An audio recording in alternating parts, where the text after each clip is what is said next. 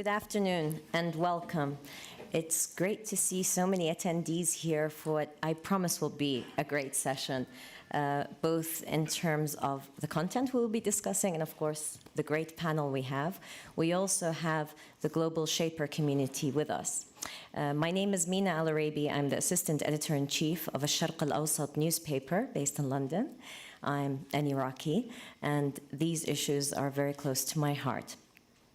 Concerns about religious intolerance, extremism, violence, misunderstanding, how do we live together in a world that seems to be getting smaller in some ways, but also much more divided than other times. Whether it's in France or Syria, the Central African Republic, Myanmar, so many other examples of religious intolerance on some hand, extremism on the others. So what we're going to try to discuss in the next hour and a half with your input, with your questions, and please questions, not comments, since we are short on time, is how can we rid religion of the stigma of being associated with a pretext for conflict? Because I think myself and those of us here on the panel don't believe that religion in terms of faith and religion is the pretext for conflict, but what is it that's making it so stigmatized today? I'm going to introduce our panel here, and then we will take a few moments to have a discussion with the panel and then open it up for your questions. I have here Sheikh Hamza Yusuf Hansen, who's president of Zaytuna College in the US. And I have Archbishop Thabo Cecile Magoba, who's Archbishop and Metropolitan of the Anglican Church of South Africa. Rabbi David Rosen, Rabbi, International Director, Interreligious Affairs of the American Jewish Committee in Israel. And we have Tony Blair, who's Middle East Quartet representative and my former Prime Minister in London. Okay, and we are also going to have Global Shaper Hubs who are going to be dialing in with us. They've spent quite some time discussing this particular issue. We have dialing in from Iraq, the city of Erbil, from Jordan, the city of Amman, from Germany, the city of Frankfurt, and from Canada, the city of Toronto. So you'll have an opportunity to hear from them also, their input, and the discussions that younger people are also having about these issues. But I'll start first with Sheikh Hamza. This problem is not new. We were just discussing it. It's been maybe as long as humans have had faiths and beliefs and fought for them and believed that they were defending them, and sometimes. And other times, it's been the cause of wars and divisions. But for some people, it feels like it's reached an unprecedented level, at least in our lifetimes. We can't deny it. There are Muslims who are killing and saying that they are killing in the name of Islam. So how do you respond to that, and how do we bring back the religion from the crimes that are being committed in its name? Right. Well, Bismillah. As you said, I mean, it's not a new thing. One of the things about our civilization is we have a kind of political creation myth of the nation state that argues that the nation state emerged, the ideological nation state emerged out of an attempt to become an arbiter, a peacemaker between these religious sectarianism. So in that creation myth, it basically states that during the 16th and 17th century, you had these wars of religion. That's what they're called. And so the nation state emerges out of that and kind of creates peace and a secular society that enables religions to live together under the protection of a secular state. If you read William Cavanaugh's book, The Myth of Religious Violence, I think he makes a very strong historian's argument. And he argues in there that political scientists rarely admit this fact, but historians do, that religion does not play the central role in the violence. In fact, in the religious wars of the 16th and 17th century, you had periods where the Catholics were fighting Catholics, and you have periods where the Catholics actually allied with the Lutherans against other Catholics. So this kind of idea that it's always about religion is false, and what he argues is much of it is about the socio-economic and political scenarios. And religion is enlisted in that. And I think what's happened in the Middle East, you know, if you look at the 20th century, the Muslims were, probably Marxism played a more important role in the 20th century in the Middle East in terms of its attempts to rid itself from the yoke of colonialism and these things. But a lot of these Marxists, and lest us forget that the Palestinians were, it was all Marxist movements, that transitioned into the Islamist approach to dealing with these problems. So I think that it's important that we see that religion historically is enlisted in violence that's much more to do with the socio-political and economic problems of a region. And I think for right now, the Muslims, we have a serious crisis because what's happened is what I would call traditional Islam, and I think people who understand the history of Islam will note that the Muslims have been one of the exceptional religious civilizations that enabled other religions to live peacefully amongst them. I mean, this is simply a fact. The Ottomans had a multicultural civilization, and this was part of their understanding, that they were there to protect these other religions. They called them dhimmiyun, and there's a lot of attacks on the idea of dhimmatud, but the meaning of dhimma was the protected group, and they really saw it. And this is why you still have churches they're being destroyed by these people that really are, this is a perversion of Islam. It's not Islam, it's a perversion of Islam. And so the Muslims, those of us who really are committed to this traditional Islam, we're in a crisis situation. And undeniably, Islam is increasingly being portrayed as this monolithic monster that's threatening to gobble up the West, which I think is absurd. I mean, I think Nazi Germany the comparison is odious, or even to the fascists who, I mean, their technology, their organization. The Muslims can't get trains to run on time like Mussolini.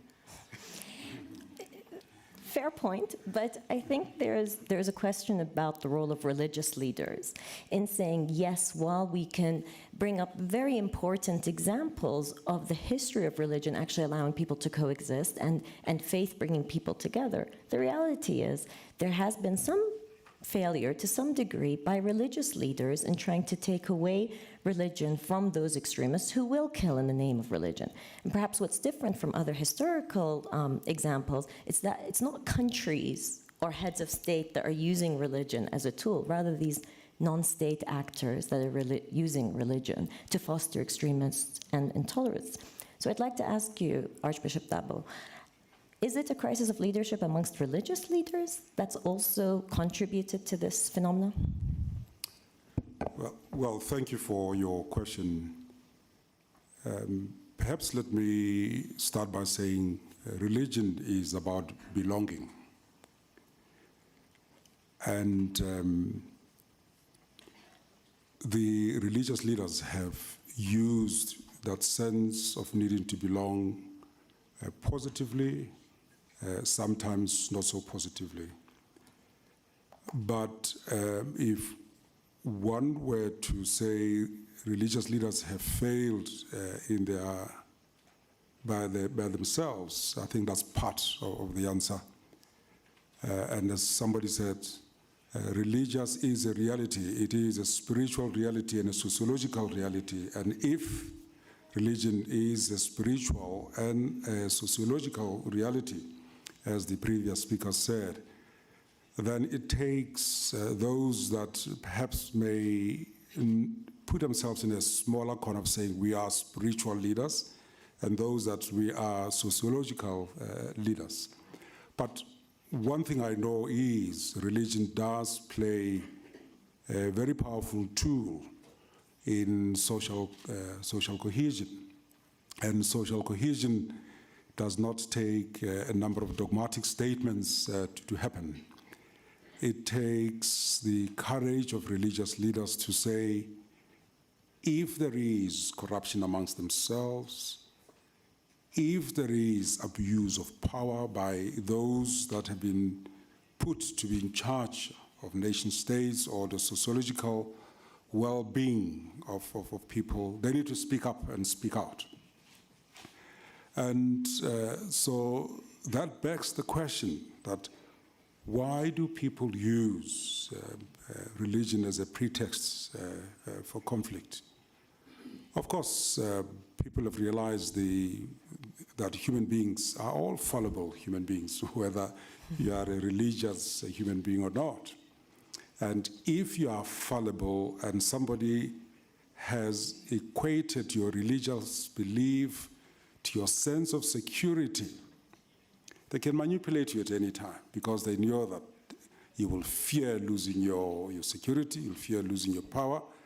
And if that is couched in religious terms, then you are able to manipulate people. And so I want to say, yes, I'm the first one to admit that we may have failed, but I want to throw the challenge that we have failed together, and it takes all of us to say, what is religion? If religion is a spiritual reality and a sociological reality, what are we doing as a collective to ensure that we are not manipulated in this instance by those in political leadership? Thank you. Manipulation is a big part of politics, and Rabbi David, I wanted to ask you about the issue that many of these conflicts that are given a religious cloak are really political at heart, whether we look at the Middle East or we look at many other parts of the world. So why is religion so easily manipulated? Is it just a sense of a belonging, or is there a weakness in the political systems we have that allows religion to be used in this way? I think that's the million-dollar question. And I don't think there's a cookie cutter here. I don't think any one answer can be satisfactory. I've lived through examples of where you've seen the good and the bad of religion. My first role was in Archbishop Thabo City. I was rabbi of the largest Orthodox Jewish congregation in Cape Town. It was actually at the World at the time. And South Africa, and in the end, the government had enough of me and sent me packing. But South Africa was a classic example of where religion was both the problem and the solution, but not the origin of the conflict, which was racial persecution and the disenfranchisement of the majority. But religion was used by a certain element to bolster up oppression and to justify minority control. It was also the force that supported and nurtured the amazing liberation forces that brought about the new South Africa. So you see the good and the bad. After they got rid of me in South Africa, I was chief rabbi of Ireland. Ireland's a classic example of the abuse of religion, and not just on the part of non-conventional components, but on the part of the establishments, where it was abused on all parties. And yet, when the reconstruction of Ireland, the change that's taken place, that of course Tony Blair can take a lot of credit for, you've seen the enormously constructive role that religion can and must play. In fact, in both places, things improved generally when I left, so there's now a move to get me out of Jerusalem. Maybe if they get me out of Jerusalem, things will improve in the Middle East as well. Great, we've solved Middle East peace right here on stage. But I really think it has a lot to do with what Thabo just mentioned. I mean, religions have been described as made up of the 3 B's, belief, behavior, and belonging. And it varies from place to place. Religion is not the same thing from one context to another, even within one religious tradition itself. But because it is wrapped up with belonging, with identity, when identity is threatened, we turn to religion to nurture it. If you look at the prophets of Israel, our ancient biblical prophets, they're doing one of 2 things. They're either challenging the people and saying, you've got to realize that just because you feel a special presence of the divine in your history, that doesn't give you any entitlement. You're no different from anybody else. Every human being has to be just and righteous. That goes for everyone without exception. And the other time the prophets are saying, don't worry, God loves you, he'll bring you back, everything will be okay. The latter is being said to the people when they're vulnerable. The former is being said to the people when they are actually secure. So religion both challenges us to live up to our highest, most noble principles, but it also provides succor, support, nourishment, sustenance, comfort in times of trouble. And when we feel threatened in any way whatsoever, it's natural and desirable to turn to religion to be able to find that support. The danger is that because religion relates to identity, identity not only tells me who I am, it also tells me who I am not. And in turning to religion to support me as, if you like, the righteous suffering, there is the danger that I will portray those who are opposed to me as the devilish tools of diabolical forces.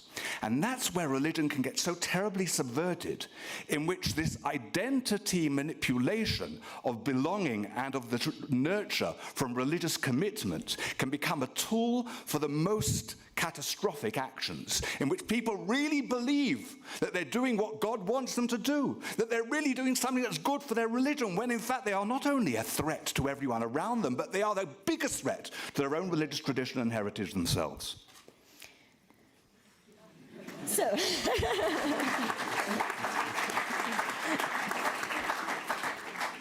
but this is what religion does. It brings out passions. And it's good to see that passion. But all of what you said is also based on how much you know of your own religion and the religion of others. And many of us who are religious know of our religion, what our parents have taught us, or whether we've been to certain schooling, and that can really influence how you view religion. Mr. Blair, I want to turn to you at this point and ask you about that issue of education. You've spoken quite a bit about education would help fight extremism. But at the same time, what sort of education? And also, do we have the time to re-educate ourselves or re-educate others at a time when there are hotspots burning? Thank you. Well, first of all, thank you very much for having me on the panel. And I think the first thing to say is that extremism is not new. We had extremism in the 20th century through communism, through fascism, both of which were ideologies that were profoundly anti-religious. Don't forget colonialism. Thank you. You're just reminding the British of that. It's my Irish yes, blood. of course, and colonialism too. Actually, one of the things you find being former British Prime Minister is wherever you go in the world, at some point someone says, yeah, it was all the fault of the British, they were there. But so I begin from the proposition that it's not religion per se that is the cause of conflict, because you can get causes of conflict that are completely anti-religious. However, today, the ideology that is most threatening our security and our stability is an ideology based on a perversion of religion. And for me, the way the world works today is very simple. And you can see this even at a very elite level at the World Economic Forum. The world today works by connectivity, right? It works by people across boundaries of nation and race and faith coming together, working together, being in community with each other. And that world, both economically, socially, politically, which is more interconnected than ever before, it only works if people have a sense of minimally tolerance and preferably respect towards people who are different. So you've got Jews, Christians, and Muslims on this panel here today. If we can get on together and respect each other, see our diversity as a strength, the world will work better, right? This is all obvious and clear. So the question to my mind is this, because when you have these acts of terrorism, you've got whole parts of countries being destabilized at the moment, there are a certain number of security issues that arise from that and measures that you've got to take for security. But at the heart of this, you've got to defeat the ideology based on a perversion of religion. And for that, the reason I say education is a security issue is that I think we've got to be very clear about this. In our world today, in our own countries, but throughout the world, there are young people educated in formal and informal education systems that are educated not to an open-minded view of the world, but to a closed-minded view, to a view which, as the rabbis just said, takes identity and makes identity of religion a cause for intolerance but against those who don't share that identity, even, by the way, when they're within your own faith. So in order to get to the roots of this, because security measures only have a limited application ultimately, you've got to go to those education systems. And one of the things that I am arguing for with my foundation at the moment is that we need a global compact on education, which world leaders sign up to and take as a responsibility of their governments in their countries, that we will ensure in our education systems that young people are educated towards religious tolerance and respect and against religious prejudice. And we need to make, this should be an obligation of governments that's as important as any obligation, for example, in relation to the environment or what you do in respect of the money laundering or the global economy. We need to make sure we go to the heart of this issue, which is this extremism is not natural, it's taught and it's learned. And you have to unteach it and unlearn it in the school systems that are creating it. But the school systems are not in a vacuum. And the children that are being taught this intolerance are not being taught in a vacuum where they're living in stable, good countries. And if only we could change the education system, they would be more accepting. Unfortunately, many of these countries have gone through war, have felt that they are oppressed not only internally, but from the outside. And so to many degrees, conflicts that were never religious, as we were saying earlier, become religious because people turn to that as a sense of belonging. And I take what you're saying about education, but I think many people would push back and say that alone will never work, because unless those same governments that are committing to a compact of education have to commit to stop bombardment and to stop persecution of different groups. So I guess politically, Well, also it stays having as much root. larger budgets for military hardware than they do for education, which is the case in all of the Muslim countries. That's true. I'll let you answer, Mr. Blair. I think this is really important because, of course, in all of these situations, you've got political dimensions, you've got often very weak institutions, you've got challenges of governance, but I don't think you can put to one side this issue that the extremism we see is based on a perversion of religion, and that religious perversion is being promulgated and taught. So if people say to me, well, that's not enough, I completely agree. If they say it's not important, I completely disagree. It is fundamentally important, but of course it needs to go alongside other things as well, most notably in respect of governance. But, we've got to be clear about this. There are millions of young people taught every day, not about the great possibilities of integration and getting on with other people, but a one-sided view of the world. And, look, I remember growing up in a northern part of the UK where everyone was the same, right? I actually remember the day I met my first non-white person. I was 12 years old, right? That was the community I grew up in. But my 14-year-old today, at his birthday party, he will have every type of ethnicity and at least 3 or 4 faces sitting around that table. That's the way the world is today. But in order for it to work, that young person has got to be open-minded to the person that's different. And that is in part, not exclusively, but in part about education. May I add something? And just to affirm what's been said, but to state the obvious, which perhaps hasn't been articulated. There are a number of different issues that have to be addressed. Education is a critical one. But obviously, the problem here is not just a matter of a fundamentalist worldview. Not every fundamentalist that some of us might designate as ideologically extremist is necessarily a physical threat. Examples proliferate. You have, even within certain Sufi traditions, certain, if you like, very insular perceptions. Within the ultra-Orthodox Jewish community, there are elements whose worldview would be very much opposed to most of ours, but who do not pose a physical threat. You have the Amish in America. There are many fundamentalist groups who are not, because of their fundamentalism or their insular worldview, a threat in themselves. There has to be a combination here. There has to be the combination of an insular mentality together with the socio-political and economic conditions that can nurture it. And that's not just doesn't mean impoverishment and alienation, political and economic, which obviously is the swamp that facilitates these perversions. But there's also the psychological dimension that I think Sheikh Hamza alluded to. And it's important to bear in mind because the perpetrators of 9/11 were not uneducated people. Many of these, and certainly Osama bin Laden wasn't an uneducated person. There is the place paradoxically, precisely of people more exposed to the more developed, more sophisticated world that they encounter, where they feel they are not respected, they are humiliated, they are disregarded, and they are seen as somehow, in their own mind, part of historic victimhood.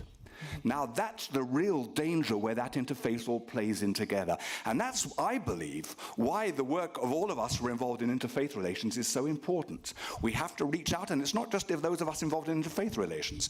It's all those involved in multi-social, cultural, ethnic, diverse activities. The more people feel welcome within society, the more they have a stake in it. The less they feel have something to live for, the more readily and easily they will see it as something to die for. Okay, well, the conversation could continue to go on, but I want to bring in one of the hubs, if you allow me. But Archbishop Thabo, I'll come to you, and then I'll turn to the hubs, please. I think the fundamental question is to start at the heart of the matter. If we ignore where we come from and think we could just start somewhere and move on, we will likely to fail. Let me just situate the statement in my context. If we, and I'm not justifying religious conflict, it's wrong. I need to condemn what happened in France. But I want to pose the question that was posed to the Pope. Is freedom of expression without limits? And his answer was, definitely it does have limits. So if we know that religion has got a welter of emotion associated to it, and we go all out of our way to provoke that which people hold so dearly and passionately, what response do we want? If we allow really a hypothetical situation, but it's real, people to still come and, within the extractive industry, mine the precious platinum and take it away and leave certain communities worse off. And the only mobilizing force is religion can make us belong and have an identity to oppose this power that is foreign. What do we think educational intervention or just preaching from the pulpit will help? I think I'm at pains to say we need to go down and look at the source of extremism and try to uproot them. Look at the political causes of extremism and try and deal with those. Thank you. I'm going to turn to the first of 4 hubs who are with us. This is the Global Shapers Hub, one of 2 communities for young people that the World Economic Forum has really developed and brought together. One is the Young Global Leaders, which I'm proud to be part of, and the Global Shapers. The Global Shapers in Erbil in Iraq have asked Professor Dilawar Aladdin, who's president of the Middle East Research Institute, to bring their point of view across to us. So he's unfortunately not one of the Global Shapers, but he's quite close to them and has been speaking about this particular topic with them. Professor, please, if you can come in. Thank you very much. I've been enjoying this. You're right, I'm not one of the young shapers, but I'm young at heart. Really, I've been enjoying this debate, but from where I am in the Middle East, we do see all the religions, especially the dominant ones, the Islamic religion especially, is indeed subject to selective and narrow interpretations by different groups. And we are seeing the consequences of that. But we also see the consequences of lack of sufficient attention and investment in the process of governance and state building and nation building in this region. In Iraq, in Syria, where we are at the moment, we can see that the whole region is descending to dark ages. with several dysfunctional or even failed states crumbling. And if left alone, even more states will be consumed by it. Now, the void that has been created is clearly filled by barbarian interpretation of Islam, and really the acute problems here in the Middle East are completely different from the rest of the globe, where long-term projects like promoting tolerance and education and all that, they are fine for the long-term solution of this chronic problem. But actually, what we face here are the acute issues that are existential for many of the minority religions and for communities that have been uprooted. The roots of Islamic extremism in Iraq and Syria, for instance, really stem from the social and economic deprivation and lack of serious investment in nation building and state building, lack of rule of law, social justice. Now, interestingly, there are local, regional stakeholders and international ones. And these days, there are state and non-state actors. All of these are part of the problem as well as part of the solution. Now, the local stakeholders have been really filling the void after the major powers have kept a distance from this region. And this is what we see, how the chaos is now prevailing. But the international stakeholders, specifically the superpowers, have over the decades established good relations with the elite within the Islamic countries. And that is at the expenses of the rest of the communities and the grassroots public. So the balanced power now in the new Middle East is changing with much greater need for really finding headways into guaranteed social, political and economic developments. Now, I come back to the point that we are at the moment invariably dealing with consequences, with long-term solutions, but what we need in the Middle East are short-term and intermediate-term solutions, and that is really relating to nation building and addressing the way that the extreme interpretations of Islam have found fertile ground in these deprived communities, in the sideline communities, and suddenly they're embedded, integrated, and it's actually wrong to see the current war against ISIS as a problem of extreme religion or problem between Salafism, extreme Salafism and the rest of Islam. The violence, the behaviors and the overall trend of descending into more violence is only now becoming visible to the outside world, but it has always been there. 10 years ago, there was a civil war in Iraq with people killing each other in the same manner under the name of Sunni, Shia, or sectarianism. 50 years ago, the king of Iraq was slaughtered and there was coup d'etat, and then rivers of blood non-stop, all under pretext of religious differences, and goes back a long way to centuries. Forgive me, especially if we go down the history of Iraq and conflict, unfortunately, we'll be here a long time. Thank you very much for your input. I prefer, yes, Sheikh Hamza would like to respond to you. I think, one of the important things that's been brought up here is the problem of just the legitimacy of a government. And, in the first Iraqi war, when Bush was loath to go into Iraq because he was fearful of creating a political vacuum. But unfortunately, with the intervention that occurred with Bush II, the assumption was we can simply replace a government. But replacing a government is obviously, as we all see, is almost impossible.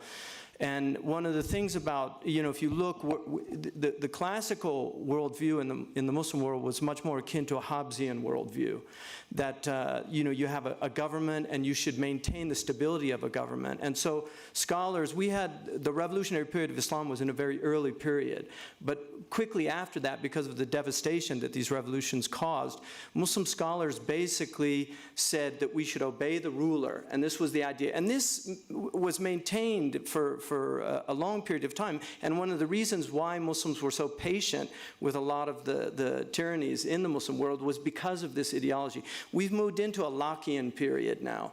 this idea that people have a right to rebel against governments when they're not actually doing what they're instituted to do, which is first and foremost to protect the population, and also to provide those amenities that enable people to live well. So this is a crisis that we have now, and I don't see it going away anytime soon.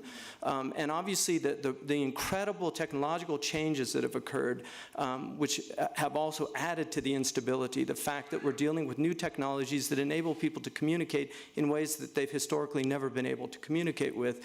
And finally, that individuals have the power now to do things that armies had the powers to do in the past. One of the things that Brzezinski said recently, which to me was very interesting, he said in the past, it was easier to control 1 million people than to kill 1 million people. Today, it's easier to kill 1 million people than to control 1 million people. And for me, that's something that we really have to think about, that one individual, if you look at the beginning of World War I, one individual, Gabrielo Princip, who was a Serbian nationalist, 19 years old, and basically he did an act that within a month, Europe was in a devastating war. And this is where we all should be deeply concerned about the instability in this region, where a conflagration could easily erupt because of dirty bombs getting in the hands of these people, something like this. So we're in a very, very serious situation.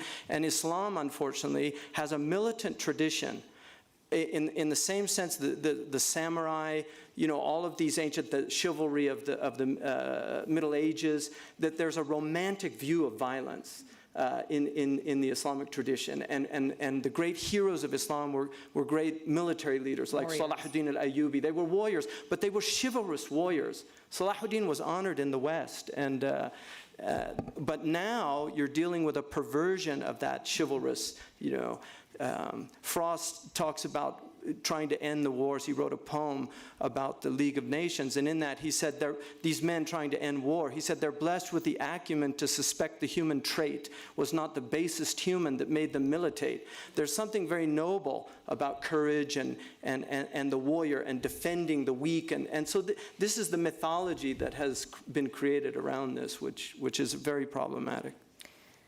I want to turn to the second hub, which is in Frankfurt and is coming to us from one of the global shapers in Frankfurt, Susanne Engels.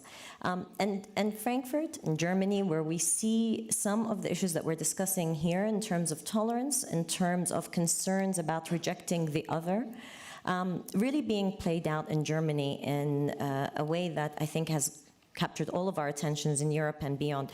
So, Susanne, I'd like to ask you about this issue of, is there a concern about the rise of a rejection of whether it's Muslims or others? We've seen a rise of anti-Semitism also, and how young people can actually face up to that and not allow that to dictate their future. Certainly. Thank you, Mina, and guten Tag. I would just maybe, in response to that, because the panelists have shared many good views, I'd just like to respond to that and include some of their points. So we had a round panel on Saturday with 6 distinguished panelists of different professional and religious backgrounds. And one of the things we discussed was how the question itself, is religion a pretext for conflict, is a bit flawed. We wouldn't, because it almost assumes that it is, or at least it puts that forward. We would say religion is not really a pretext per se, but it's often used as a justification for violence. So to say religion is the problem is to oversimplify the issue. So indeed, we do need to look at the broader context, as the panelists have already mentioned, so politics, economics, marginalization, exclusion. And a lot of these things are not necessarily brought forth in the media, because commercial mainstream media often portrays just the exceptions and also simplifies the issues so that it's easy for the mainstream masses to understand. I would just like to touch on the point of, is religious intolerance on the rise? And it's a two-way street. We can look at religious intolerance from religions towards society and then from society towards religion. And in the first case, I would say that intolerance towards society is not necessarily on the rise, But because violence, as Mr. Blair commented, has always been in society. It's been a part of our humanity. However, when media highlights these extreme cases, then the more it does that, the more then the masses perhaps believe that religion is the source, and conflict is growing in intolerance. But for example, ISIS has been active for years before media actually brought it into light. Susanna, I'm afraid your voice is kind of breaking up, so if you can get closer to the microphone and speak a little slower, we might be able to hear a little more clearly. Is this better now? Yes. Thank you.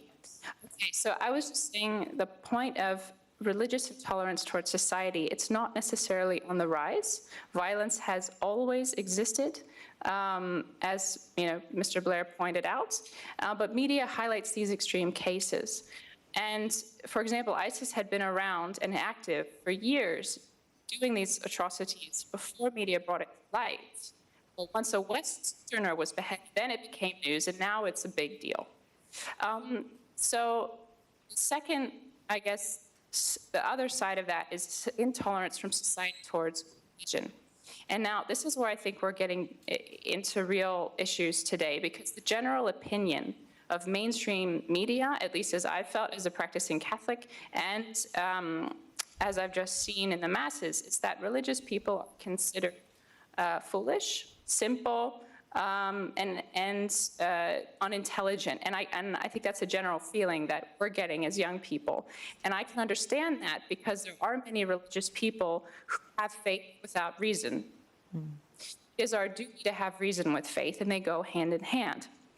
So because the general opinion is going in the direction of thinking religious people are, simple-minded, the mainstream then provokes us. It provokes it by publishing, disrespectful cartoons, for example, and then it becomes more acceptable to make fun of religious people and put them down. Now that's dangerous because those religious people, as we've commented earlier, there's an identity with that. And when you attack an identity, especially of a minority, then there's significant problems and conflict that can result from that.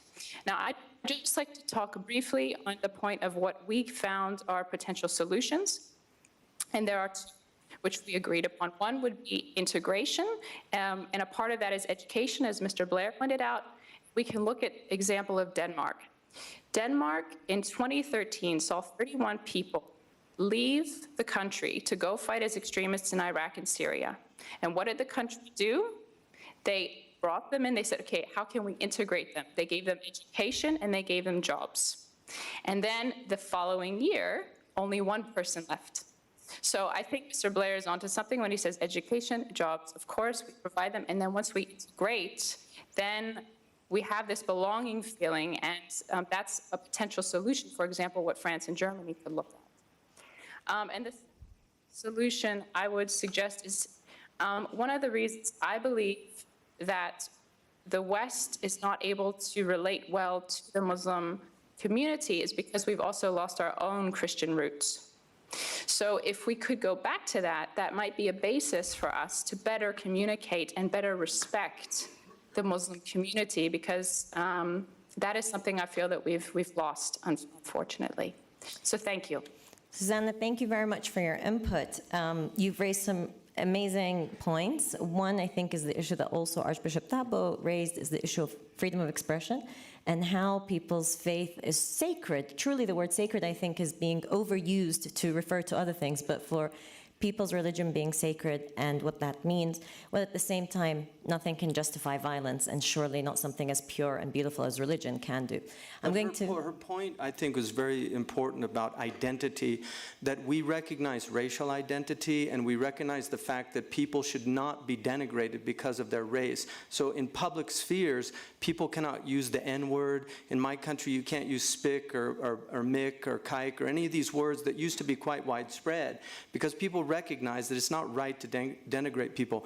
Religious identity for a devoutly religious person is far more profound than racial identity. And this idea of embracing the denigration of religion, which is something the West relishes because a lot of the whole modern secular world is an attack on religion. But also, I think because people fought hard to be able, in their minds, to have the freedom. You can condemn and criticize religion, I think, by all means. Have academic conferences on why the Quran is a made-up book from the Bible and the Torah. Write about atheism, why it's preferred, or secularism. All those things are fine, but when you mock and make fun of people, especially disempowered people, like in France, Moroccans and Algerians that are now French, they have a history, and they also have an understanding of growing up in a society that colonized the countries that their fathers and grandfathers were from. And they're in ghettoized situations. 60% of the inhabitants of French prisons are Moroccans and Algerian background and things like this. So the radicalization is very easy to occur when you mock and denigrate. Satire in the West is used against the powerful, traditionally. So when you use satire against the powerless, it's not satire anymore. It's just absolute lack of civility and common decency. But the other point that I was saying, the other point that she's highlighting, which cuts across religion, is the whole notion of fear. People normally play on people's fear. She mentioned a statement that the Muslims may fear that they're being attacked by the West because extremism is associated with the Muslims. And possibly since 9/11, the West will also fear that they are being attacked because the extremists that attacked America then were supposed to be Muslims.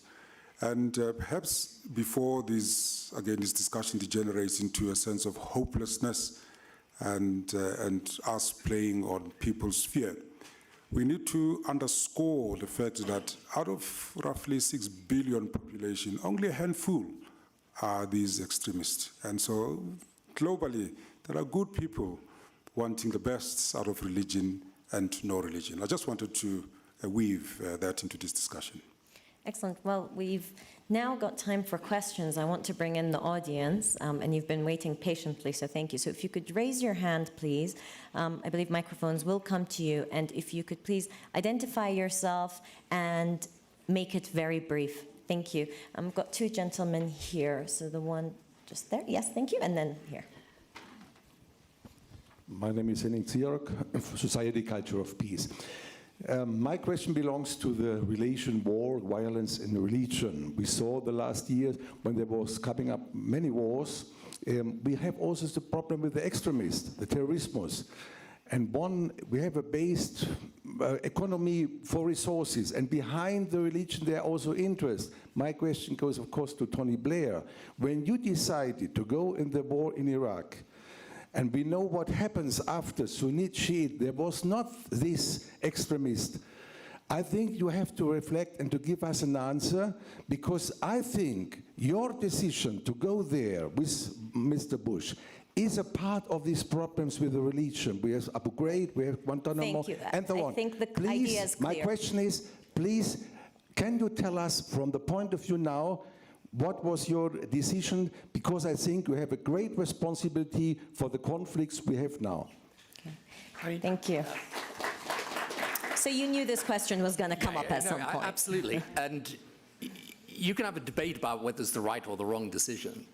But I'd also point out, and I think many people in Iraq would, that Saddam Hussein wasn't exactly a force for stability, peace, and prosperity for his country, and was responsible for killing many, many hundreds of thousands of people. So, look, we can debate this, but what interests me is that there's always a reason. I mean, you're suggesting the extremism all comes from that decision, but then we see the extremism in France that, by the way, was opposed to Iraq, and then it's the cartoons, and then you see what happens in Belgium. What is the reason for that? And then you see what is happening in Nigeria or Central African Republic and Mali. And then you see, by the way, when Gaddafi was removed in Libya, we also now have huge instability there. And when we didn't intervene in Syria, we've got probably the worst situation. So my view is you can debate the political decisions, but at some point we've got to understand this extremism has grown up over a long period of time, over decades. Its roots are deep within a perversion of religion, a perversion of the religion of Islam. And I totally agree. Look, if you're sitting in Syria or Iraq today, you need immediate measures, which is why personally I support intervention in those situations. And you need immediate relief from the terrorism that is engulfing your life. But let's be very clear about this. Even if we were to defeat those extremist groups there, you've got other extremist groups. And you've got groups now starting in Europe and elsewhere, in Africa, in Central Asia, even in the Far East.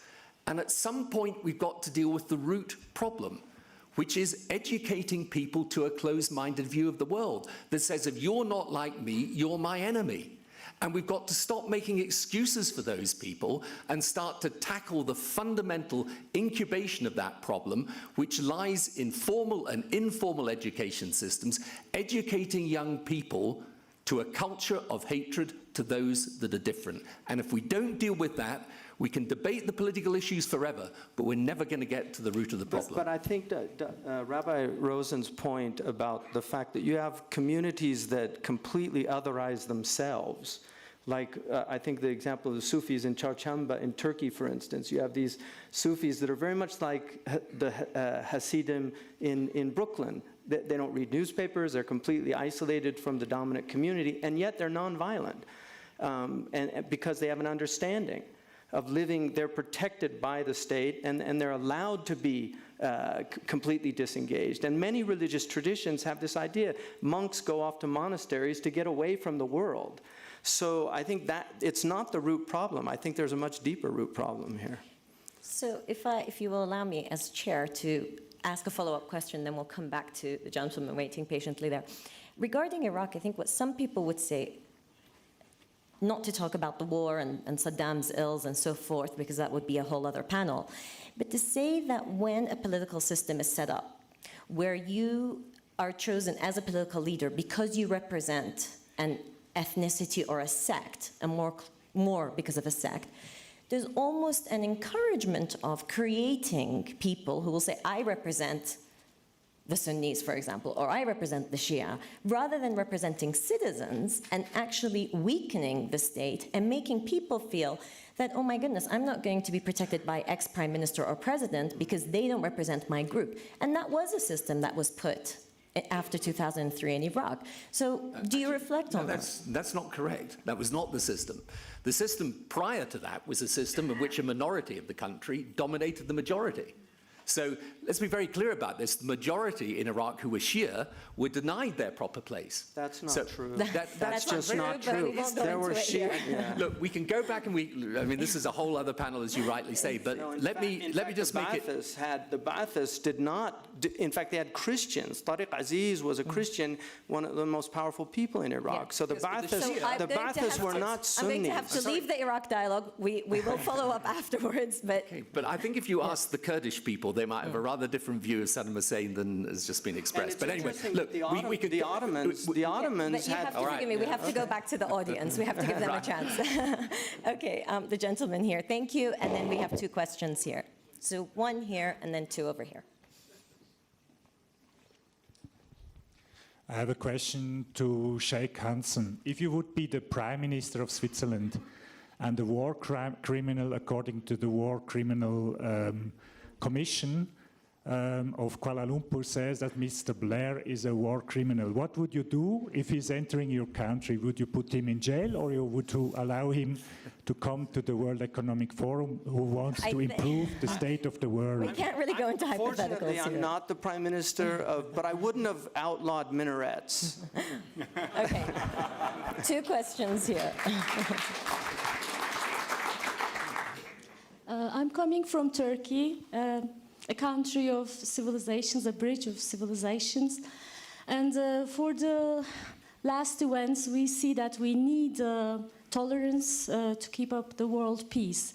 So I would like to ask, especially Mr. Blair and the other participants, what do you think about countries like Turkey's position in such a crisis, and also the responsibility of the politicians?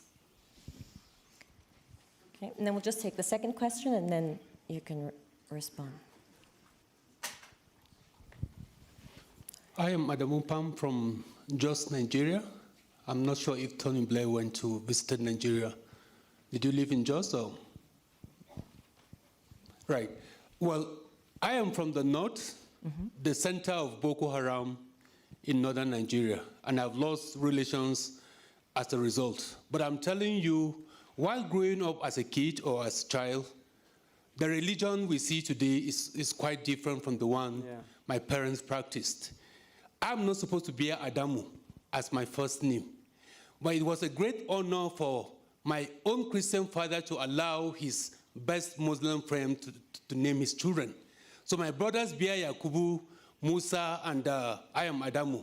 You see, that was the atmosphere we all grew up with. And as kids, we look forward to Salah because we knew definitely we were going to have Christmas Salah food from the Muslim neighborhood who are friends. And they also look forward to celebrating Christmas with us. That was the atmosphere we grew up. But later on in the 80s, we had the Metasini uprising. And subsequently, we had some kind of religious crisis here and there from 2001. If you could ask a question, forgive me, but so my because question, of time constraints. I want to associate myself with the argument already presented. We're talking of giving the right education. But I'm telling you, a disease that is much more dangerous than HIV/AIDS is poverty.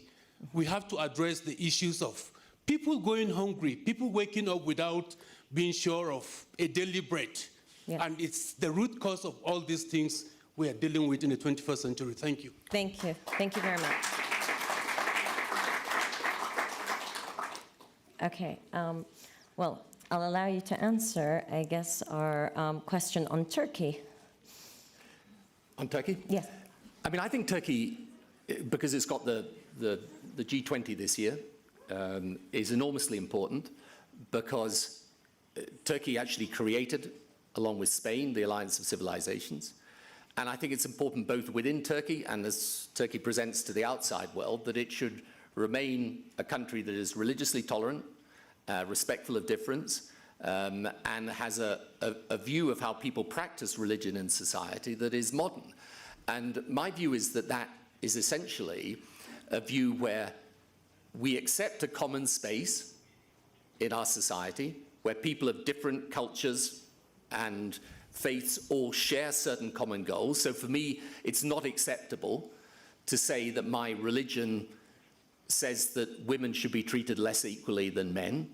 I think equal treatment of men and women is a fundamental right. That's part of the common space. But then when it comes to practicing people's faith, they can practice their faith in different and diverse ways. I just want to make one comment on Nigeria. I mean, I agree, particularly in northern Nigeria, you can see the effect of poverty over a long, long period of time. I just want to make this point, though, about the relationship between the politics and religion.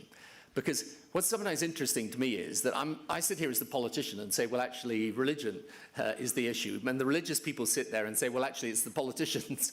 And the truth is, it's both of those things together. But here's what's really important to recall and remember.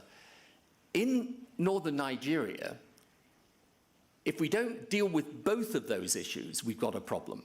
Because at the same time as it's true that poverty can create a breeding ground for extremism,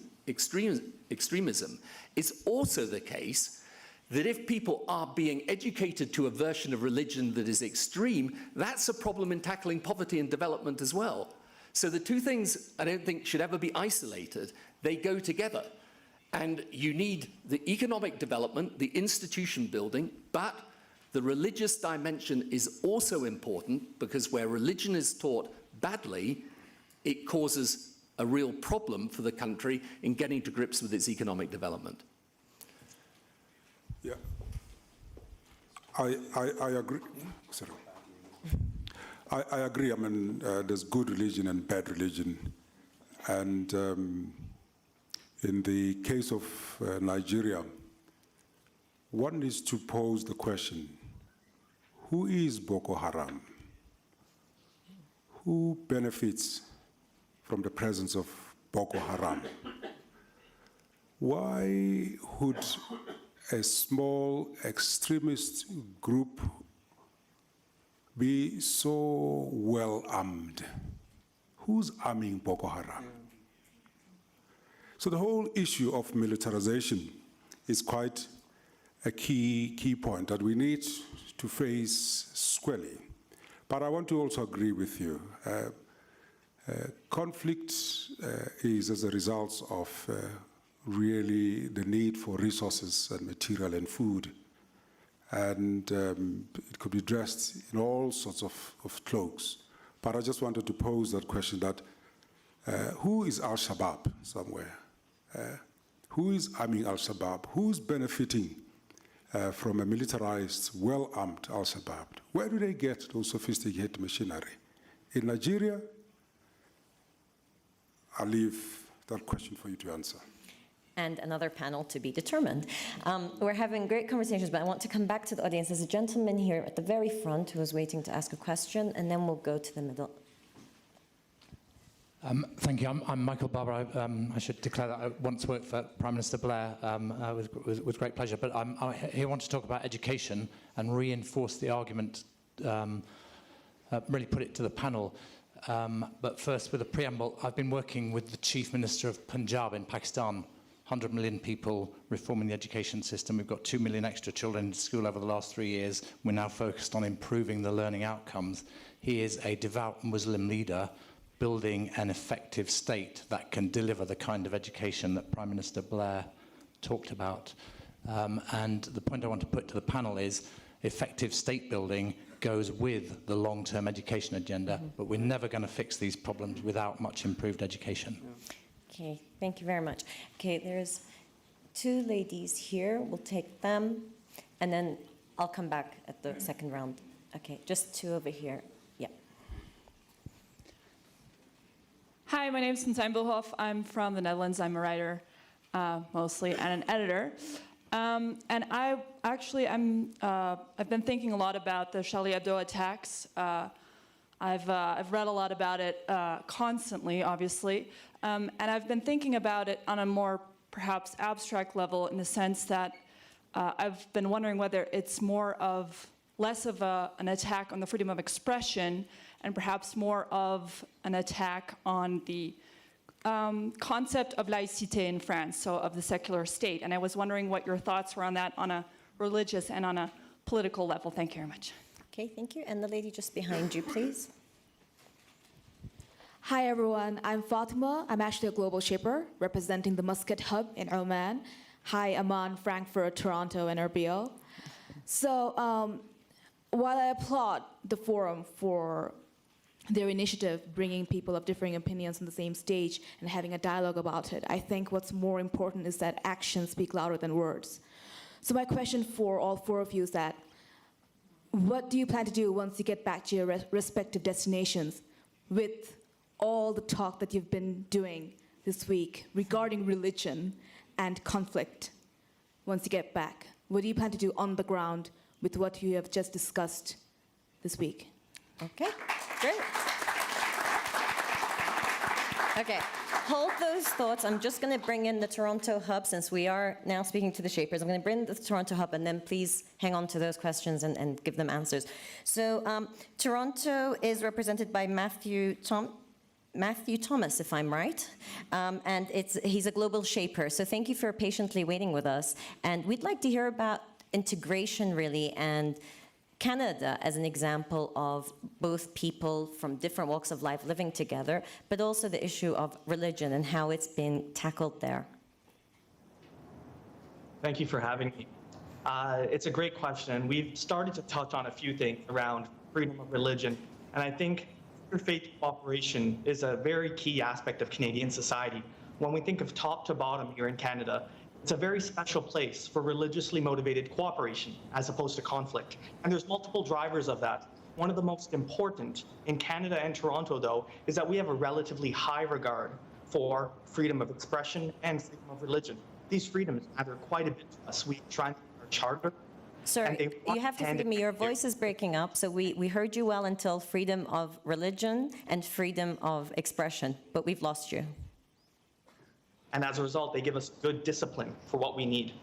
These rights, while they're very easy to take for granted here in Canada, they're a fundamental precondition to the amazing sense of pluralism that we have in Canada, and it acts as a driver for interfaith cooperation. As a quick example of how that plays out here, last year the provincial government in Quebec recently proposed a law that would ban the wearing of conspicuous religious symbols in public institutions and to access public services. And then last year, the Quebec electorate overwhelmingly rejected not just the proposed bill, but the party that tabled it in the first place. And so these laws and these rights, they actually set a culture where fear of others, fear of losing our own self-identity is not a driver of our politics, and it's not a driver of our laws and our lives. Instead, we have the confidence to invite others into our homes of different faiths. We believe you can give someone else a right without necessarily having to sacrifice your own. A really important point, though, is while that's at the highest levels, the beauty of interfaith cooperation in Canada is it happens at the very local levels too. I'm really sorry, because we're really interested to hear the rest of what you're telling us, but we can't hear it well. So let's give it one more try, and then unfortunately we might have to wrap it up. But try to speak slower and closer to the microphone, please. Household as well. No, that didn't work. I think we're having a time delay. But I think that the issues you raised, of course, about laws and the discussions that laws, whether they're accepted or rejected, allow between people. I'm really sorry we didn't get to hear the rest of what you had to tell us. If you want to give it one more try, and then otherwise we'll call it a day. Sure. Can you hear me? Yes. Okay. So we explored interfaith cooperation at the local level here at an event 2 days ago with 50 interfaith leaders across the city. Many faiths, many different aspects of the Greater Toronto area represented. It's a city of very diverse proportions. At the city level, we looked at cases of how over 250 faith leaders came together across faiths to actually lobby against the proposed casino here in Toronto. The faith leaders remarked that it's never been done at that scale before, and that's how faith leaders have come together to cooperate on the city build level. We also looked at it from an environmental and a neighborhood level, and in particular, how faith communities are coming together to prepare disaster-resilient action plans in the face of extreme weather. So, here in Toronto, we're freezing. We have ice storms, but disaster resilience plans at the neighborhood level are very applicable for hurricanes, for earthquakes, and tsunamis. And faith leaders often come together to lead the neighborhoods that can save lives in those first few days when first responders aren't there. And one of the more fun aspects of the evening as well was looking at interfaith cooperation in the household, and particularly with families. We had a gentleman named Colin Boyd Schaefer, who's putting together a photography and documentary project called the Interlove Project. He's telling the stories of over 100 interfaith couples and how their common differences, their commonalities have brought them together. We had a great quote. One couple told us that we were reminded of our humanity when we married into each other's faiths. And what they meant by saying that was how, when actually understanding each other's faith, they found the real commonality was love and compassion. The last theme that was really discussed was around the next generation, both Generation Y, which our Shaper community is part of, myself included, and Generation Z, the folks that are toddlers today. We're growing up in a very different environment where intuitively we understand the complexity and the intersection of these faiths. And in Toronto, there are many shared spaces of faiths and worship. For example, one example came up where in one plot there's a mosque and a synagogue. And while the adults and parents go to the mosque and the synagogue, their children actually congregate in the parking lot, the shared parking lot together. And that's how they're thinking about interfaith cooperation. I think one of the best quotes of the evening was that the ideal interfaith environment is one where it doesn't even matter. What we really care about are your ideas and your thoughts as people, not your labels. And so that's where I think young people can really come and lead the way, hand in hand with folks who have been doing this for many, many generations and decades. we have a different view on this. And in particular, I think we can try to have a more strengths-based, asset-based approach to interfaith cooperation, and of course apply those insights by building up at the ground level, moving up to the global level. Okay, well, thank you very much. I think the very good point made about local partnerships and people having shared interests when they're living in the same neighborhood and actually want to make it a better place. If only we could replicate that in more parts of the world where we have more in common in trying to create a better circumstances for ourselves, for our families, than trying to destroy the other and in that destroy ourselves. Okay, so let's take the couple of questions that we had, and then I'll take a final round. I've got 2 questions there, but first we'll just get your responses. What are you going to do when you go home to make this conversation a reality rather than just words, but also to discuss the issue of an attack on a secular state? Well, I mean, I'm involved in a liberal arts Muslim college, and part of the reason for that is that it was said earlier that these people were highly educated that perpetrated 9/11, but the truth is they weren't educated in the humanities, they weren't educated in what was traditionally in the Muslim world considered to be a sine qua non of an Islamic education. Poetry was actually a prerequisite for interpreting the Quran. The Ottomans used Jalaluddin Rumi's great Masnawi as a foundational text in their madrasa system, which taught religious tolerance. We've lost a metaphysical tradition. When religion loses metaphysics, it loses the ability to defend itself intellectually, and so its defense becomes one of violence. When people don't have spokespeople that can articulate their highest truths with intelligence, they're reduced to finding people to defend their religion that use brute force. So that's what I'm involved in. I'm also involved in teaching grammar in a prison.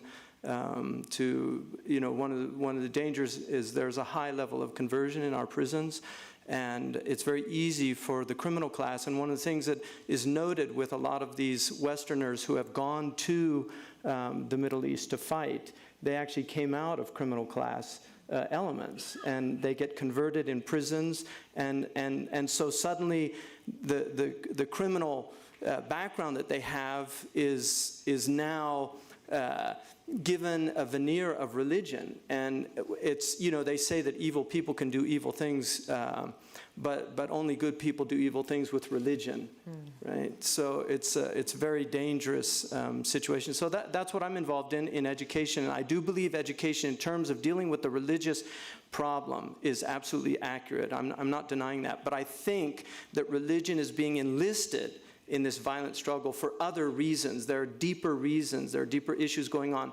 The Muslim world has some of the highest levels of unemployment. The unemployment in Jordan is much worse than it was in America during the Great Depression. People forget that people don't have basic needs. They can't, in Egypt, young men can't even think of marriage, of getting married. So suddenly going and getting a concubine in Iraq sounds like a pretty good deal. Thank you. Archbishop Tam.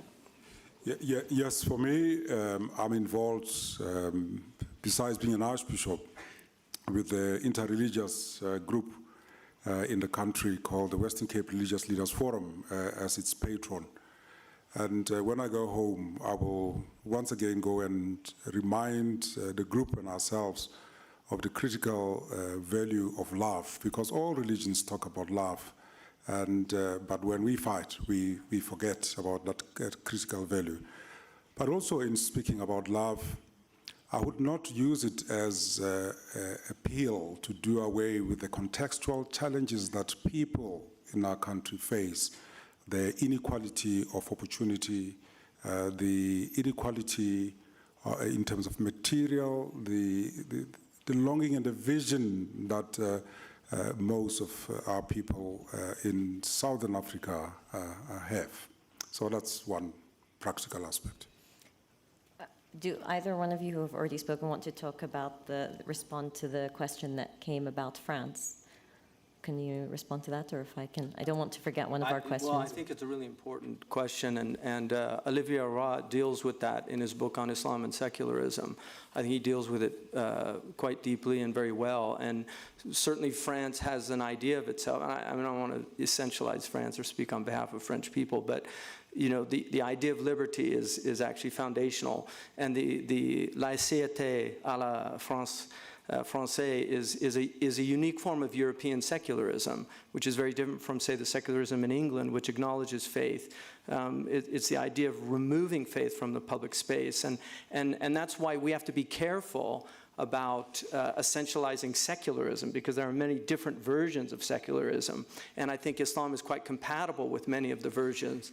But with French secularism, it's difficult for Muslims, definitely.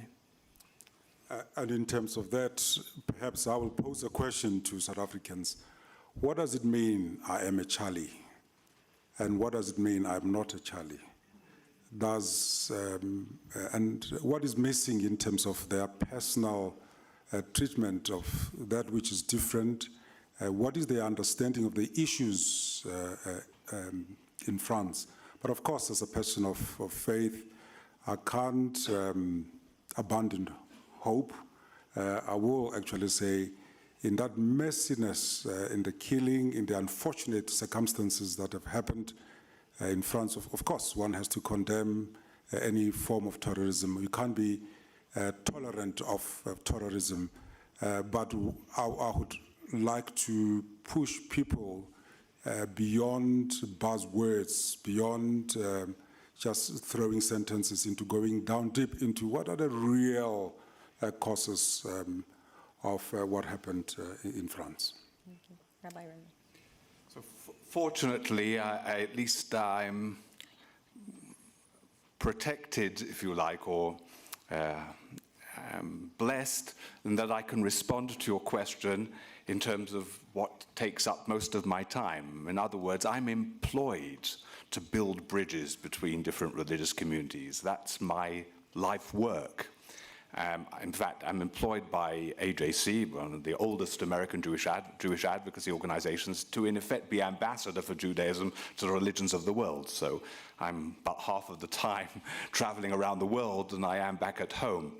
And that is part of what I was trying to emphasize before, the importance not only of counteracting prejudice and bigotry, something I learned from my South African experience, and therefore to be able to be understood correctly, and to be able to be represented correctly, but to be able to understand others and to be able to represent others correctly. And the importance then of building these bridges, that is my passion. That's what my life is committed to. And when I'm back home, living in Jerusalem, in Israel and Palestine, that's what I try to dedicate myself to. And I'm proud to have founded an interreligious coordinating council in Israel, which brings together over 70 organizations working in interfaith relations one way or another. We founded a council of religious institutions in the Holy Land, which brings together Palestinian leadership and Israeli leadership. And Mr. Blair has met with this particular leadership. That's both of the Sharia courts of the Palestinian Authority and the Ministry of Al-Qaf, the chief rabbinate of Israel, and all of the patriarchates. There are an enormous amount of endeavors, which of course you don't read in the press because that doesn't sell newspapers or get a rating in terms of TV, enormous positive endeavors. And I'm also a founder of an organization called Rabbis for Human Rights, which works primarily in terms of Palestinian human rights. When I've been criticized, I've hardly ever been criticized because I care about Palestinian human rights. I've often been bitterly criticized because I work together with Reform rabbis, which for Orthodox colleagues is considered a very serious sin. But what that also dovetails is the importance that religious interfaith activity is not detached from the human rights issue. This is a critical and important marriage of enormous significance, precisely as you say, to be able to show what you're doing on the ground as it affects people. I'm not sure to what degree religion can impact on politics. Some places it can, some places it can't. As I said right at the beginning, there's no cookie cutter. Religion isn't exactly the same thing in one context to another. But there is certainly plenty we can do, even if we can't transform that political reality, and that's our obligation to do so. Thank you. I'm sorry, I'm going to... Oh, you don't want me to respond to the laicity? I forgive me, but we have a very patient gentleman waiting in Jordan who's sat through an hour and 40 minutes, very patient. So I'm going to have to come to him. But first, of course, I don't want to take just 30 seconds quickly, what you're going to try to do to take this conversation further, Mr. Blair. To continue doing what we're doing with the foundation I established, is about religious respect between people of different faiths. We have a schools program that links up schools across the world. For example, schools in Indonesia with those in India, UK and Egypt, Jordan, America. And two things we learn out of that. The first is the more that people know about the other, the more likely they are to respect the other. And the second thing is that the more they interact with people of a different faith, the more, strangely enough, they understand their own. Thank you. Well, I go to our fourth hub, which is in Amman, Jordan, with Mr. Omar Razaz, who's chairman of the Jordan Strategy Forum. And as is very representative of Jordan, he has shown much patience. And I'd like to hear from you. Jordan, of course, is in a difficult position, as many of the countries of the region are. I'd like to hear from you on this issue of tolerance, but also if you can touch upon the impact that what happens in Palestine has on the rest of the region, if not the world, perhaps also the world, in terms of many of the representations of despair and anger that we see. Yes, well, thank you very much. I hope you can hear me well. It's been a very interesting morning. We've had the global shapers, a lot of youth here, discuss the issue at hand, and we've listened very intensely to what was the deliberation we've had. There is a sense of trauma that we are facing, and there is a real danger that the trauma of the Middle East, of the region, and its ramifications in the West can take us down a very dangerous trajectory. You've asked about tolerance. There is agreement that religion and Islam can be hijacked. And the sad irony is that Quran itself, addressing the Prophet Muhammad, when Prophet Muhammad was being abused and ridiculed by the non-believers, the Quran talks about his sadness, not his anger. And about how his sadness can be dealt with. And in another place, the Quran tells the believers that if you are sitting in a group that is ridiculing Islam and the Quran, what you need to do is to leave until the topic changes, and then you go back to them. So there is a huge difference between what we've learned and what we've read and what we see interacted on the ground through this hijacking. Your question about how, we live in breeding grounds of this extreme version, and these breeding grounds have been put together through socioeconomic and political factors that have played themselves out over years and years. Some of them are internal. Some of them have to do with certain interpretations of Islam, but some of them are the result of the trauma that the region has suffered over the years, partly internal, partly regional, and partly international forces. A number of the panelists talked about youth. In our part of the world, there's a new term that literature uses. It's the waithood generation. This is a whole generation in waithood. They finish high school or finish university, they can't find a job, they can't find a job, they can't find a house, they can't find a house, they can't get married, they can't get married. And you can just imagine the amount of frustration, economic frustration, but also political frustration reflected in the inability to participate in anything political that is legitimate. Anything political is almost illegitimate in countries. And the irony is that the world speak at both ends of its mouth on these issues. There is support of, historical support of despotic regimes in the region, while at the same time decrying some of the outcomes of what happens.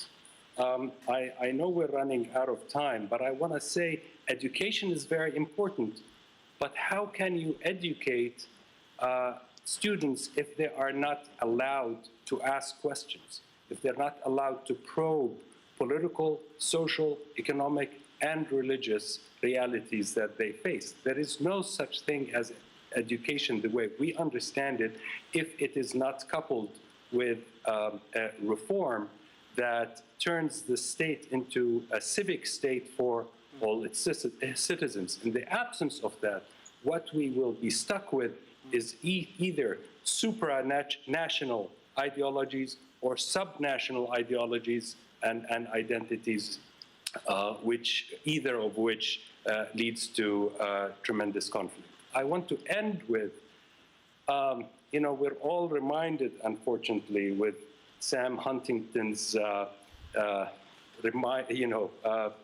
Clash of Civilizations, and many of us have been talking about the fact that it's not a clash of civilizations, it's been a clash of fundamentalisms, various forms of fundamentalisms. And the only way we can get out of the dangerous track we're onto now is really an empowered alliance of civilizations, a real alliance of civilizations. But that would require for us to be consistent when we talk about freedoms, consistent when we talk about freedom of speech, consistent when we condemn terrorism, we also condemn separation walls, we also condemn grabbing of land, illegal settlements, and consistent about drones that kill civilian population.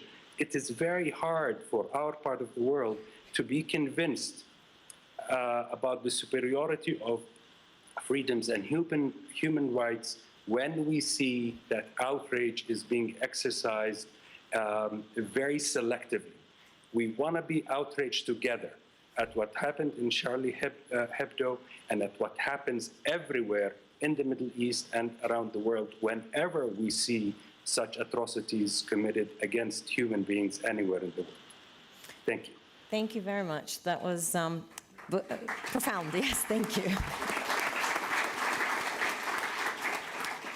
So unfortunately, we have less than 5 minutes to wrap up. So I apologize to those in the audience who did not get a chance to ask a question. I do apologize, but I thought it was important to give our panelists the time to answer the questions as best as they can. So by wrapping up, I want to, I guess, pose the final thought that the fear and identity were two words that were brought up quite a lot. And in different parts of the world, regardless of the political dynamics, there is more a sense of fear, and maybe because we hear things much quicker now and through different platforms with 24-hour news cycles, but also we see more wars and conflicts that are between people within even the same country or within the same city. So how can we use religion to diffuse these tensions rather than actually be the fuel that is fueling some of these conflicts? Easy question to wrap up. Please. What I learned in the Northern Ireland peace process was very simple, that you had to not just engage the politicians, but you also had to engage civic society, and you had to engage because people were abusing religion in that context, you had to engage the religious leadership. And the best way of showing that you're against the abuse of religion, when you identify yourself as one type of religion and say everyone who doesn't agree with me is my enemy, the best way of demonstrating the opposite is for people of different faiths to come together. And this is why the whole question of interfaith dialogue is so important and so fundamental. And it's absolutely right, as the colleague from Jordan was just saying, by the way, that if you're going to educate young people, they've got to be able to ask the questions.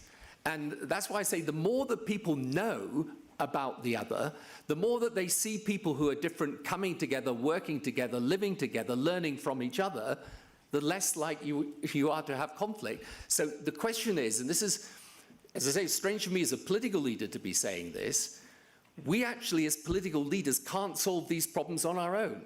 You know, we need the religious leadership to be standing out there and saying, we're reaching across the faith divide, we're sitting down with people who are different, and we're working together. And by that demonstration, we are showing, by the way, not just that people of different faiths can live together, but also that people of different faiths and no faith can live together. And that is the true answer to these questions about secular versus religious.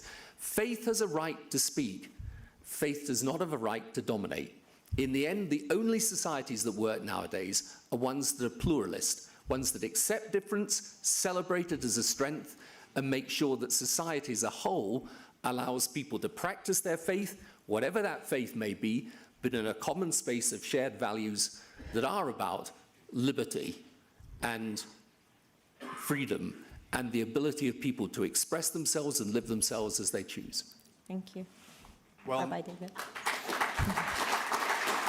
Okay, so let's agree we're going to do one round of applause at the very end, because I'm running out of seconds at this point. I'm going to save you at least part of the time by agreeing 101% with Tony Blair, and I can then pass over and allow my colleagues to go on. It's a great speech, by the way.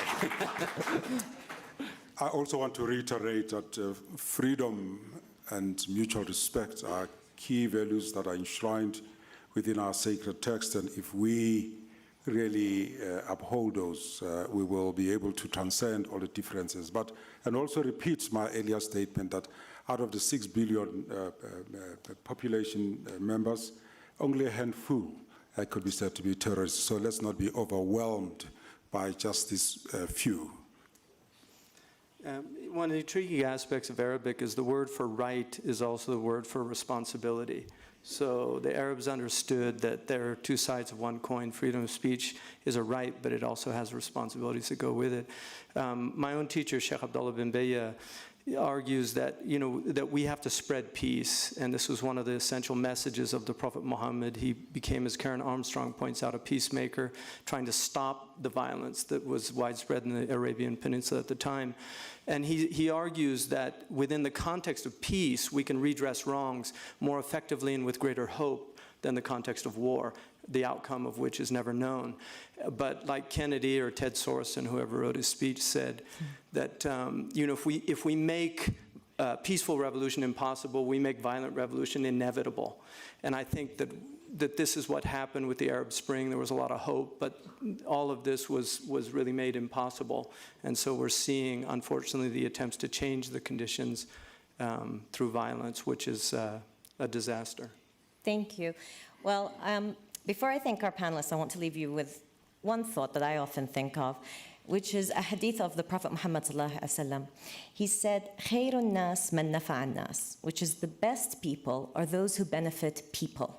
He didn't say benefits Muslims. And so I think for us, especially being here at the World Economic Forum, I'm part of the Open Forum, is thinking how we can help others through some difficult times. I'd like to very much thank the Global Shapers for putting together much of this session today and for their participation. I'd like to thank our panelists, and I'd like to thank you very much for your coming and joining us today. Their input and the discussions that younger people are also having about these issues. But I'll start first with Sheikh Hamza. This problem is not new. We were just discussing it. It's been maybe as long as humans have had faiths and beliefs and fought for them and believed that they were defending them, and sometimes. And other times, it's been the cause of wars and divisions.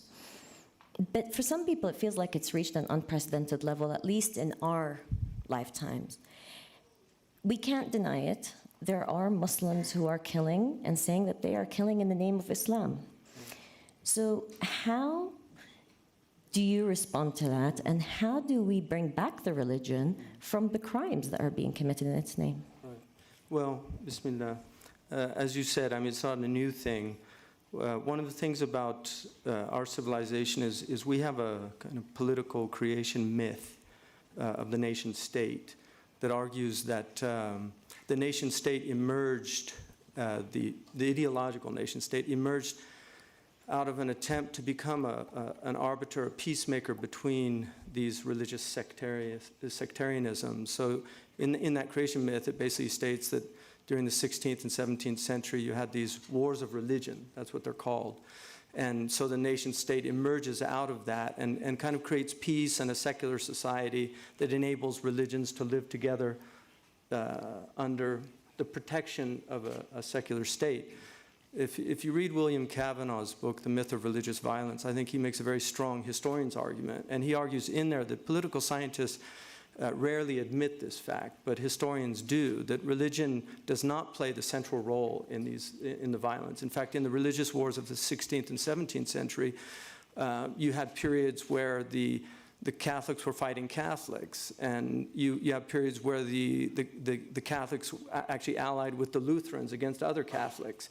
So this kind of idea that it's always about religion is false, and what he argues is much of it is about the socio-economic and political scenarios. And religion is enlisted in that. And I think what's happened in the Middle East, you know, if you look at the 20th century, the Muslims were, probably Marxism played a more important role in the 20th century in the Middle East in terms of its attempts to rid itself from the yoke of colonialism and these things. But a lot of these Marxists, and lest us, you know, forget that the Palestinians were, it was all Marxist movements, you know, that transitioned into the Islamist approach to dealing with these problems. So I think that it's important that we see that religion historically is enlisted in violence that's much more to do with the socio-political and economic problems of a region. And I think for right now, the Muslims, we have a serious crisis because what's happened is what I would call traditional Islam, and I think people you know, who understand the history of Islam will note that the Muslims have been one of the exceptional religious civilizations that enabled other religions to live peacefully amongst them. I mean, this is simply a fact. The Ottomans had a multicultural civilization, and this was part of their understanding, that they were there to protect these other religions. They called them dhimmiyun, and there's a lot of attacks on the idea of dhimmatud, but the meaning of dhimma was the protected group, and they really saw it. And this is why you still have churches they're being destroyed by these people that really are, this is a perversion of Islam. It's not Islam, it's a perversion of Islam. And so the Muslims, those of us who you know, really are committed to this traditional Islam, you know, we're in a crisis situation. And undeniably, Islam is increasingly being portrayed as this monolithic monster that's threatening to gobble up the West, which I think is absurd. I mean, I think Nazi Germany was, the comparison is odious, or even to the fascists who, I mean, their technology, their organization. The Muslims can't get trains to run on time like Mussolini. Fair point, but I think there's a question about the role of religious leaders in saying, yes, while we can bring up very important examples of the history of religion actually allowing people to coexist and faith bringing people together, the reality is there has been some failure to some degree by religious leaders in trying to take away religion from those extremists who will kill in the name of religion. And perhaps what's different from other historical examples is that it's not countries or heads of state that are using religion as a tool, rather these non-state actors that are using religion to foster extremists and intolerance. So I'd like to ask you, Archbishop Dabo, is it a crisis of leadership amongst religious leaders that's also contributed to this phenomenon? Well, thank you for your question. Perhaps let me start by saying religion is about belonging. And the religious leaders have used that sense of needing to belong positively, sometimes not so positively. But if one were to say religious leaders have failed by themselves, I think that's part of the answer. And as somebody said, religious is a reality. It is a spiritual reality and a sociological reality. And if religion is a spiritual and a sociological reality, as the previous speaker said, then it takes those that perhaps may put themselves in a smaller corner of saying we are spiritual leaders, and those that we are sociological leaders. But one thing I know is religion does play a very powerful tool in social cohesion. And social cohesion does not take a number of dogmatic statements to happen. It takes the courage of religious leaders to say, if there is corruption amongst themselves, if there is abuse of power by those that have been put to be in charge of nation states or the sociological well-being of people, they need to speak up and speak out. And so that begs the question that why do people use religion as a pretext for conflict? Of course, people have realized that human beings are all fallible human beings, whether you are a religious human being or not.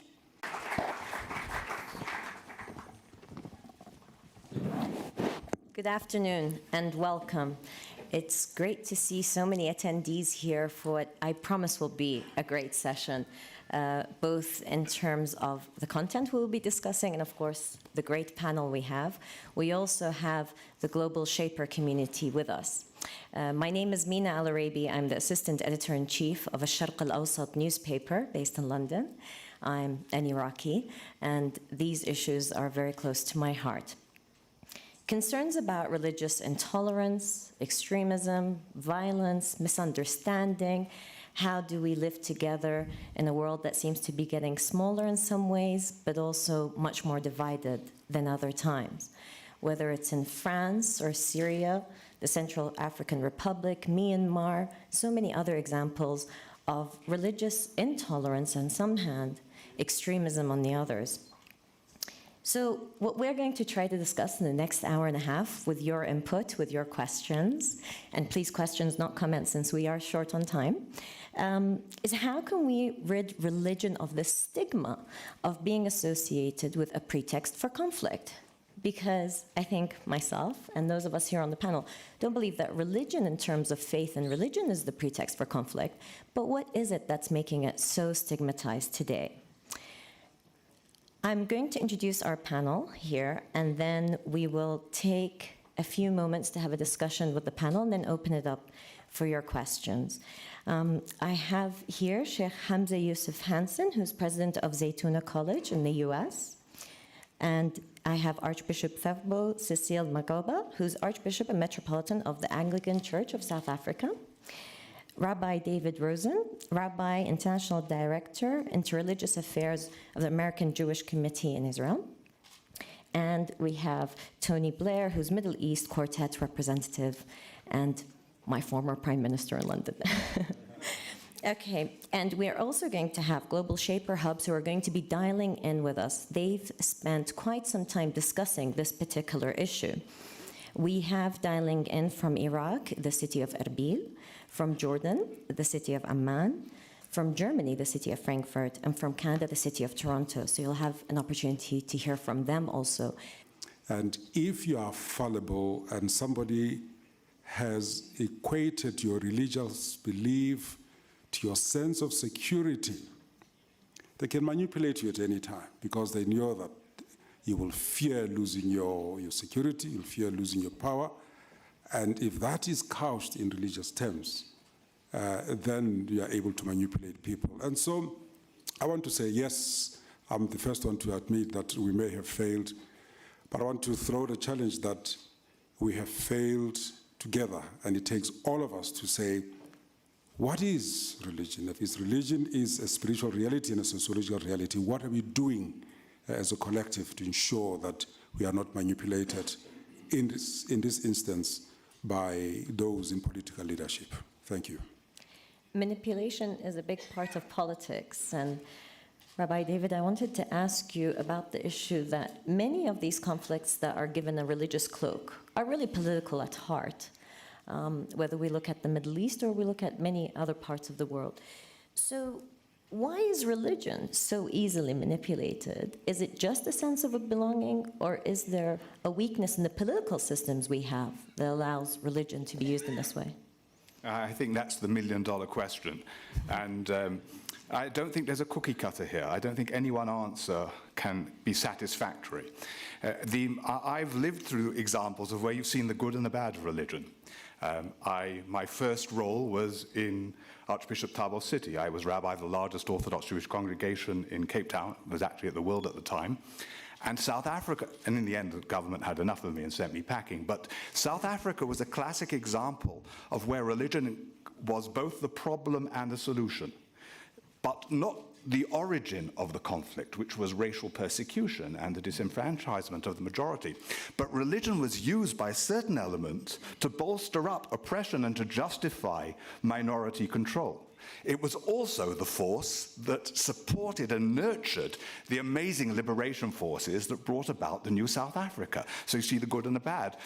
After they got rid of me in South Africa, I was chief rabbi of Ireland. Ireland's a classic example of the abuse of religion, and not just on the part of non-conventional components, but on the part of the establishments, where it was abused on all parties. And yet, when the reconstruction of Ireland